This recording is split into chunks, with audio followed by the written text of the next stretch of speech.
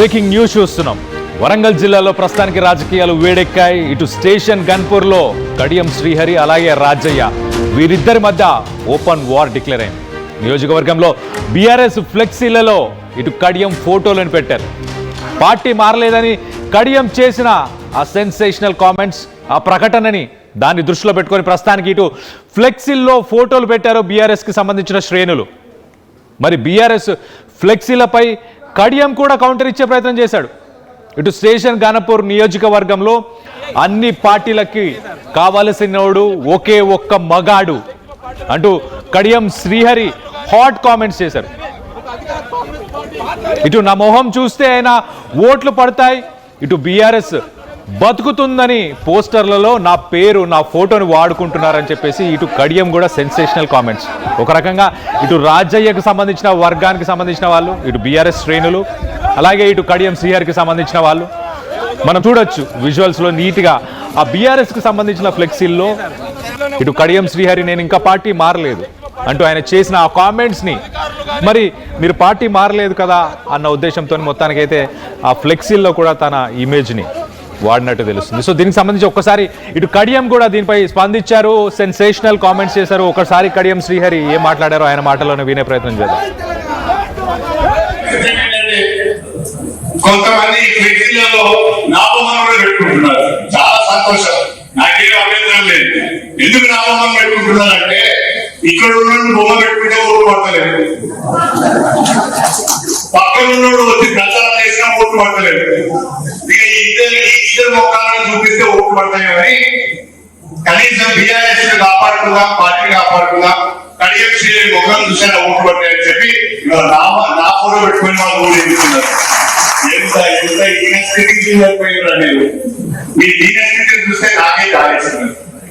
పెట్టుకొని నాకేం అభ్యంతరం లేదు. అంటే ఇక అన్ని పార్టీలకు కూడా కావాల్సిన నాయకుడు స్టేషన్ గన్పూర్లో ఒకే ఒక మగాడు ఎవరంటే ఇక ఏంటంటే కొంతమంది రైట్, అన్ని పార్టీలకి స్టేషన్ గన్పూర్లో కావాల్సినోడు ఒకే ఒక మగాడు, అది కడియం శ్రీహరి. పెట్టుకోండి, మీరు పెట్టుకుంటే పెట్టుకోండి, నా వల్ల మీరు బీఆర్ఎస్ బతుకుతుందంటే పెట్టుకోండి అంటూ సెన్సేషనల్ కామెంట్స్ అయితే ఇటు కడియం శ్రీహరి చేశారు.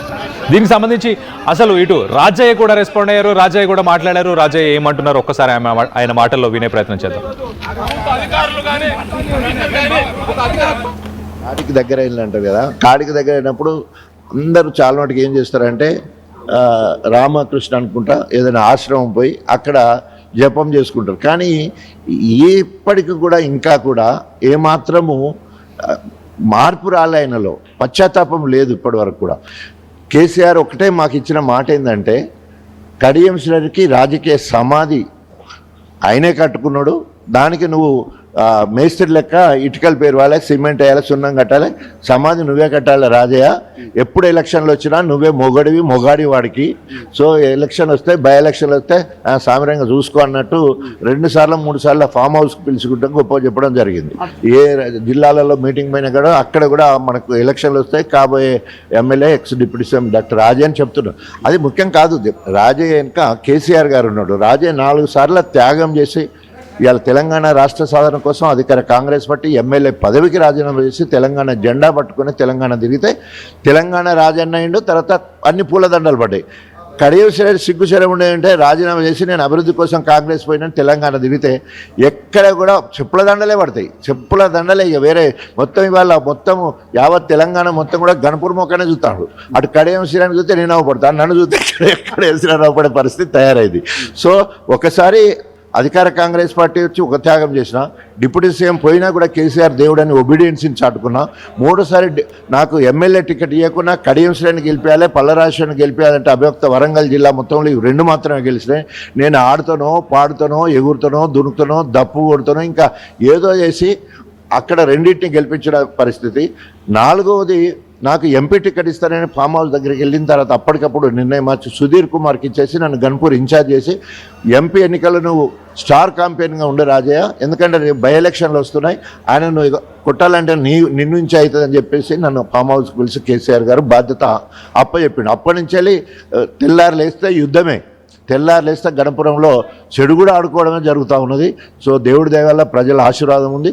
కడియం శ్రీహరి ఎందుకు భయపడుతున్నాడంటే ఆయనకి ఎట్టి పరిస్థితుల్లో డిపాజిట్ రాదు, డిపాజిట్ కూడా రాదు, రాజకీయ సమాధి అవుతుంది. అంటే పోయేటప్పుడు మంచి అంటే చనిపోయే ముందని కొన్ని పుణ్యం చేసిపోతారు కదా, మొత్తము ఏమంటారు మొత్తానికి మొత్తం పాపాల్లో హయ్యెస్ట్ పాపాలు చేసి పాపం పండిందంటారా. ఇప్పుడు కడియం శ్రీహరి పాపం పండింది కాబట్టి ఏం చేసినా కూడా ప్రజలు మన్నించే పరిస్థితి లేదు. కడియం శ్రీహరి చచ్చిన పాము లెక్క ఇప్పుడు ఉన్నాడు.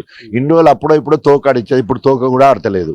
కాబట్టి ఆయన ఎంత తక్కువ మాట్లాడితే అంత మంచిదని దీని గురించి మాట్లాడతాం అనే పరిస్థితి అంటే అంటున్నారు. గణపురం నియోజకవర్గ ప్రజలందరూ కూడా ఒక రాజకీయ పార్టీ, ఒక బీఆర్ఎస్ వాళ్ళని కానీ సిపిఐ, సిపిఎం, బీజేపీ, ఇంకా ఏ ఇతరత్ర బీఎస్పీ ఎవ్వరున్నా కూడా ఎవ్వరు కూడా ఆయన ఊసెత్తితే ఒట్టు గంత హీన స్థితిలో ఇలా. స్టేషన్ గన్పూర్కి సంబంధించిన ప్రజలు ఏమనుకుంటున్నారు? ఒక పక్కన ఒక్క మగాడిని నేనే, ఏ పార్టీకైనా నేనే ఒక్క మగాడిని అంటూ ఇటు కడియం శ్రీహరి సెన్సేషనల్ కామెంట్స్ చేస్తున్నారు.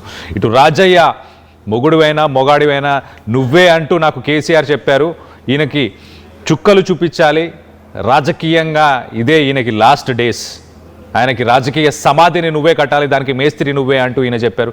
సో మొత్తం మీద ఒక రకంగా ఒక ఓపెన్ వార్ అని చెప్పుకోవచ్చు డిఫెక్షన్ ఎమ్మెల్యేస్కి సంబంధించి. ఇటు కడియం శ్రీహరి నేను పార్టీలోనే ఉన్నానని ఆయన చెప్తున్నారు. మరి అదే పార్టీకి సంబంధించిన ఫ్లెక్సీలను పెడితే బీఆర్ఎస్ బతకడానికి, బీఆర్ఎస్ 4 ఓట్లు సంపాదించుకోవడానికి నా ఇమేజ్ని, నా ఫోటోని వాడుతున్నారు అంటూ మరి ఇలాంటి కామెంట్స్ అయితే చేశారు. సో మొత్తం మీద ఇటు స్టేషన్ గన్పూర్ ప్రజలు ఏమనుకుంటున్నారు, వాళ్ళు వీటన్నిటి గమనిస్తున్నారు, వీటన్నిటి చూస్తున్నారు, వాళ్ళు ఏమనుకుంటున్నారు ఒక్కసారి తెలుసుకునే ప్రయత్నం చేద్దాం.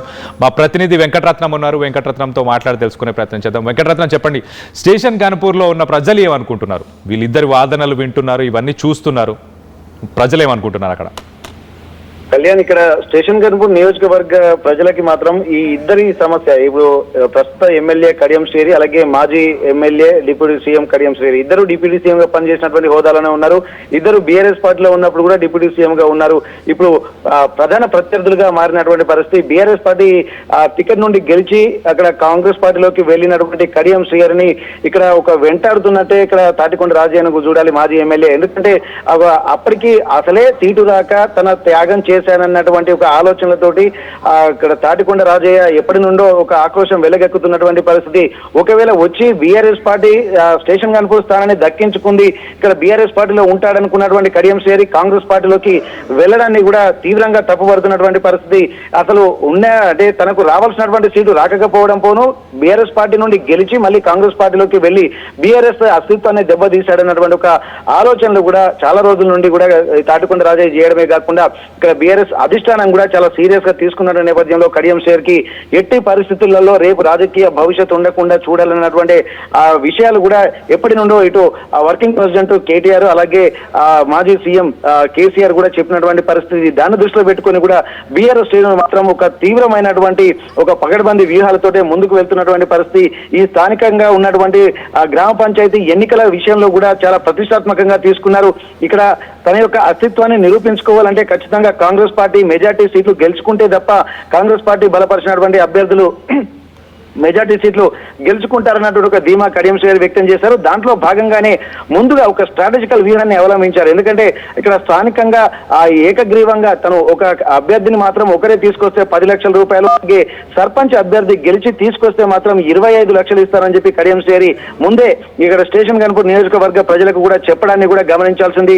ఇవన్నిటిని దృష్టిలో పెట్టుకుంటే మాత్రం అనుకున్న విధంగానే స్టేషన్ గన్పూర్ లో ఏకగ్రీవాల విషయంలో కూడా ఉమ్మడి వరంగల్ జిల్లాలో ఎక్కువగా ఉన్న 12 నియోజకవర్గ స్టేషన్ గన్పూర్ లోనే ఎక్కువగా ఏకగ్రీవాలు జరిగినటువంటి పరిస్థితి. కాంగ్రెస్ పార్టీ అభ్యర్థులు మాత్రమే ఎక్కువ ఏకగ్రీవాలై అనుకున్నటువంటి విధంగా తను 25 లక్షల రూపాయలు కూడా ఇస్తామని చెప్పారు. ఈ రోజు ప్రమాణ స్వీకారం చేస్తున్నటువంటి సమయంలో కూడా తన కాన్ఫిడెంట్ ని, అలాగే బీఆర్ఎస్ గా కాంగ్రెస్ పార్టీ నుండి గెలిచినటువంటి కాంగ్రెస్ అభ్యర్థులు కూడా ఒకే ఒక్క మగాడు కాంగ్రెస్ కు, ఇక్కడ ఏ నియోజకవర్గమైనా సరే ఉమ్మడి వరంగల్ జిల్లాలో అయినా ఎక్కడైనా సరే నియోజకవర్గ అభివృద్ధిని కాంక్షించేటువంటి ఒకే ఒక్క మొగాడు కడియం శ్రీహరి అన్నటువంటి విషయాలు విషయాలు కూడా ఇక్కడ హాట్ టాపిక్ గా మారినటువంటి పరిస్థితి. దీనికి సంబంధించి తాటికొండ రాజయ్య కూడా అదే విధంగా స్పందించినటువంటి పరిస్థితి. ఎందుకంటే కనీసం అంటే తను మాటల్లో మనం చెప్పలేం కానీ ఇక్కడ తను వర్షం చూస్తే చాలా తీవ్రమైనటువంటి పదజాలంతో దూషిస్తున్నటువంటి పరిస్థితి. గత ఎన్నికల అంటే గెలిచినప్పటి నుండి కూడా బీఆర్ఎస్ పార్టీలో నుండి కాంగ్రెస్ పార్టీలోకి కడియం శ్రీహరి వెళ్ళినప్పటి నుండి కూడా అదే ఆవేశం వెలగక్కుతున్నారు. అది రాను రాను మరింత తీవ్రమైనటువంటి పదజాలానికి వాగ్బాణాలకు కూడా వెళ్తున్నటువంటి సిచ్యువేషన్స్ కు ఈ రోజు పరాకాష్ఠగా వెళ్ళినటువంటి పరిస్థితి కూడా చెప్పుకోవచ్చు. ఇట్లాంటి సిచ్యువేషన్స్ ను ఫేస్ చేస్తున్నటువంటి కడియం శ్రీహరి రాజీనామా చేయాలి, దమ్ముంటే రాజీనామా చేసి బయటికి వెళ్ళి అప్పుడు నిజంగా నువ్వు రాజకీయాల్లో గెలిస్తే నిజమైనటువంటి లీడర్ గా పరిగణింపబడతావు. అప్పటి వరకు నువ్వు నియోజకవర్గ ప్రజలకు కూడా మౌనం చూపించే పరిస్థితి కూడా లేదు అని చెప్పి చెప్పడము. అలాగే ప్రమాణ స్వీకార కార్యక్రమంలో కూడా కాంగ్రెస్ పార్టీ కూడా ఉత్సాహపూరితమైనటువంటి వాతావరణంలో ఎక్కువ మంది అభ్యర్థులు గెలిచినటువంటి ఉత్సాహంతో ముందుకెళ్లినటువంటి పరిస్థితి. ఇక్కడ ఒకరికొకరు మాత్రం ఇక్కడ తీవ్ర విమర్శలు చేసుకోవడం మాత్రం ఆగడం లేదు. ఈ రోజు మాత్రం ప్రమాణ స్వీకార సర్పంచ్ అభ్యర్థుల ప్రమాణ స్వీకారానికి సంబంధించి గెలిచినటువంటి వాళ్ళ ప్రమాణ స్వీకారంలో కూడా తీవ్ర వాగ్బాణాలు సంధించుకుంటున్నటువంటి పరిస్థితి. నా మొహం చూస్తే అయినా ఓట్లు పడతాయన్నటువంటి విషయాలు, అలాగే బీఆర్ఎస్ కు బతుకుతుందనేది ఆ పోస్టర్లలో కడియం శ్రీహరి కూడా ఫ్లెక్సీలలో రాయడము, ఇవన్నిటినీ చూస్తుంటే మాత్రం రాబోయే రోజుల్లో ఇంకా ఎంపీటీసీ అలాగే జడ్పీటీసీ ఎన్నికలు కూడా ఉన్నాయి అని ఇక్కడ అంటే పార్టీ గుర్తుపై కూడా ఎట్లాంటి పరిస్థితులు ఉంటాయో అసలు విషయం అక్కడ తెలుస్తుందన్నటువంటి విషయాలు కూడా ఇక్కడ తాటికొండ రాజయ్య చెప్పడము. ఇక్కడ ఈ గ్రామ పంచాయతీకి సంబంధించి వ్యక్తిత్వాలను బట్టే ఇక్కడ ఓట్లు పడతా ఉంటాయి తప్ప పార్టీల గుర్తు కాదన్నటువంటి విషయాలు కూడా ఇక్కడ చెప్తున్నటువంటి నేపథ్యంలో రాబోయే స్థానిక సంస్థల ఎలక్షన్స్ కూడా పకడ్బందీ వ్యూహాలతో ముందుకెళ్తాము. ఇప్పటికైనా కడియం శ్రీహరి ఖచ్చితంగా తనకు ఏమైనా చీము నెత్తురు ఉన్నా గానీ రాజీనామా చేసి తను మాట్లాడాల్సినటువంటిది. అప్పటిదాకా ఏ అంశం కూడా మాట్లాడేటువంటి ప్రసక్తి లేదు. ఒకసారి బీఆర్ఎస్ పార్టీలతోనే ఉన్న గులాబీ అధినేత తన యొక్క బాస్ అని చెప్పి అంటాడు. మరోవైపు అభివృద్ధి కోసం కాంగ్రెస్ లో చేరాను, జాయిన్ అయ్యాను, కాంగ్రెస్ కండువా కప్పుకున్నానని చెప్పి మరోసారి చెప్తా ఉంటాడు. అంటే ఇటు రెంటికి చెడ్డ రేవడిలాగా తయారైపోతుంది కడియం శ్రీహరి. ఇటు కాంగ్రెస్ పార్టీలో ఉన్నాడా, మరి కాంగ్రెస్ బీఆర్ఎస్ లో ఉన్నానని అంటే బీఆర్ఎస్ కార్యకర్తలకు ఏం చెప్తా ఉంటారు. ఒకవేళ బీఆర్ఎస్ తోటే ఉంటే ఇన్నాళ్ళు ఎందుకు దూరంగా ఉన్నారో బీఆర్ఎస్ కార్యకర్తలకు నాయకులకు సమాధానం చెప్పాల్సినటువంటి అవసరం ఓట్లతో గెలిచినప్పుడు ఖచ్చితంగా బాధ్యత కూడా కడియం శ్రీహరిపై ఉంది. మరి ఎందుకు స్పందించడం లేదని చెప్పి ఇక్కడ కడియం శ్రీహరిని కూడా తీవ్రంగా విమర్శిస్తున్నారు. మళ్ళీ ఇప్పుడు బీఆర్ఎస్ తోటి ఉన్నానని చెప్పి మళ్ళీ కాంగ్రెస్ కార్యకర్తలకు కూడా ఏ ముఖం పెట్టుకుని వారితో మాట్లాడతాడన్నటువంటి విమర్శలు కూడా ఎక్కువగా వ్యక్తం అవుతున్నాయి. కళ్యాణ్, రైట్. వెంకటరత్నం, ఒక్కసారి మనం ఆ ఫ్లెక్సీలో చూస్తే ఇటు లెఫ్ట్ సైడ్ కడియం శ్రీహరి, ఇటు రైట్ సైడ్ రాజయ్య ఇద్దరు ఉన్నారు. ఈ బీఆర్ఎస్ శ్రేణులు కావాలని పెట్టారా? వాళ్ళ ముఖ్య ఉద్దేశం ఏముండే? అంటే ఇది ఒక సర్కాజం అనుకోవాలా, ఒక రకంగా ఇది కౌంటర్ ఇద్దాము ఇటు కడియం శ్రీహరికి అన్న ఉద్దేశంతో వాళ్ళు అలా చేశారా ఏంటి? దాంట్లో మనం పేర్లు కూడా ఒకసారి చూస్తే ఇటు కడియం శ్రీహరి అలాగే ఇటు తాటికొండ రాజయ్య ఎక్స్ఎమ్మెల్యే అని చెప్పి ఇద్దరు ఉన్నారు. మధ్యలో ఇటు గణేష్, మాచర్ల గణేష్ అని మరొకరు గణేష్ అని చెప్పేసి ఇద్దరైతే ఉన్నారు మొత్తానికైతే ఇటు మధ్యలో. సో ఏంటి ముఖ్య ఉద్దేశం?